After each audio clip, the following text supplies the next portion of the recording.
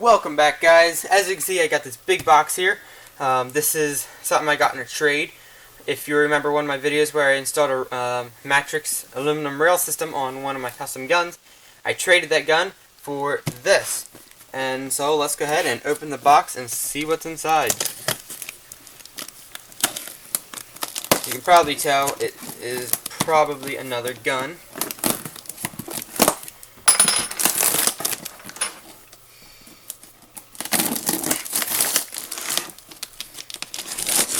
Enough tape on this thing. There we go. As expected, it is another gun.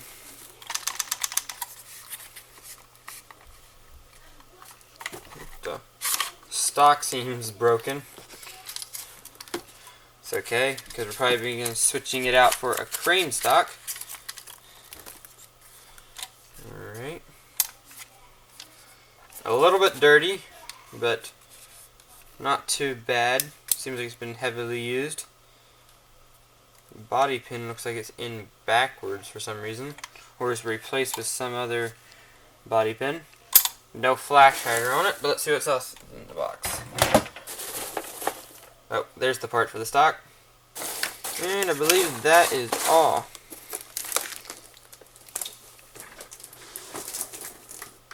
So here's the gun. This is a JG M4 full metal gun. Yeah, the body is metal, which I was hoping it was. Here's the piece for the stock. Just missing the nut from the back.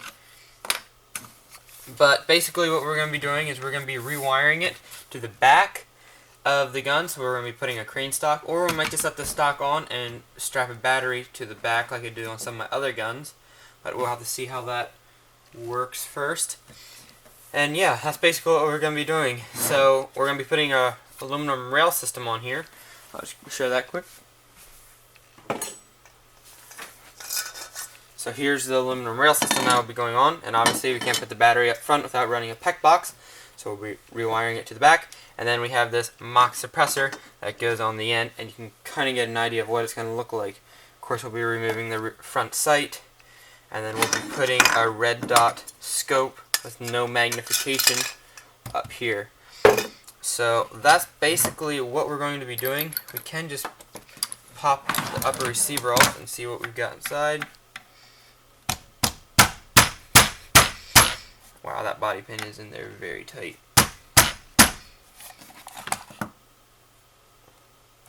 Wow. As far as I know, this thing is stock, but I could be wrong. I don't have very many details on it, but we shall see when we open it up, when we install some parts. And we're also going to be checking out the gearbox. And that is very tight as well. There we go. Looks like it's wired to mini. Wow, these wires are stripped here and just wired. Wow, that is really bad. You know what we're gonna do? We have stuff like this. We just go ahead and cut them. So that's gonna have to be rewired. Alright, there's our two receivers. It does look like this might be an older version of the gun, just because some of the parts look a little bit older, and you see the pistons compressed the whole way back to the back, which is probably not the best. What else we got in here? It looks like the charging handle or fake bolt cover is indeed loose.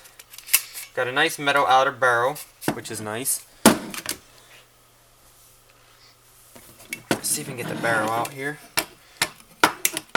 So yeah, it's definitely going to take a little bit of work to get into tip-top shape again, but we will see how that goes. And this bolt catch, there we go. Let's just pull this off.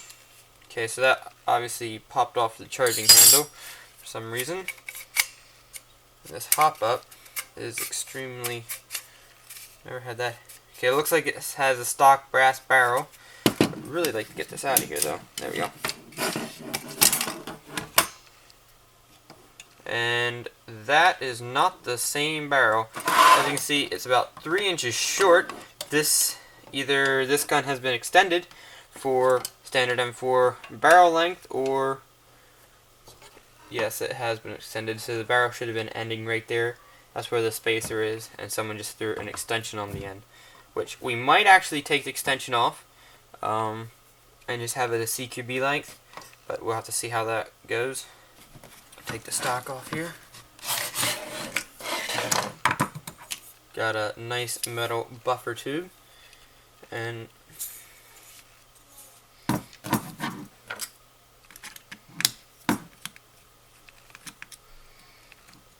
I want to check this metal end cap. Yes, this is held on by the screw, but then it has this fake little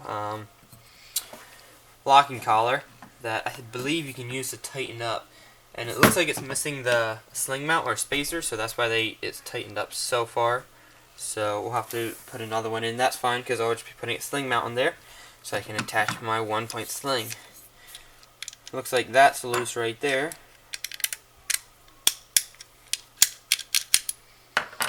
Gearbox has this aluminum looking cylinder. So we got the stock polycarbonate piston, which is under a lot of tension. Polycarbonate piston, air nozzle. Everything else looks to be, I don't know if this is stock on this gun, but again, this is the older version. But that right there is pretty cool, because it's not the stock one on the JG M4s where they have just a tiny little Allen key that you have to hold the spacer in there. This is actually one of the nicer ones, and it is metal by the looks of it. But yeah, that's pretty much the basics of the externals and just kind of overview of the gun. But again, we'll be taking another closer look inside as we take the gearbox apart, because we will for sure be doing that, as it looks like it's in fairly older gun. But again, we'll be fixing this gun up, and maybe we'll be even doing some paint. Not sure what for designs we'll be doing, but definitely want to do some paint.